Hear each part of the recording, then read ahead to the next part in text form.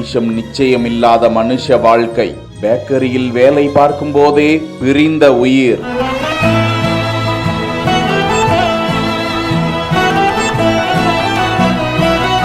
மனதை உலுக்கிய சிசிடிவி காட்சிகள்.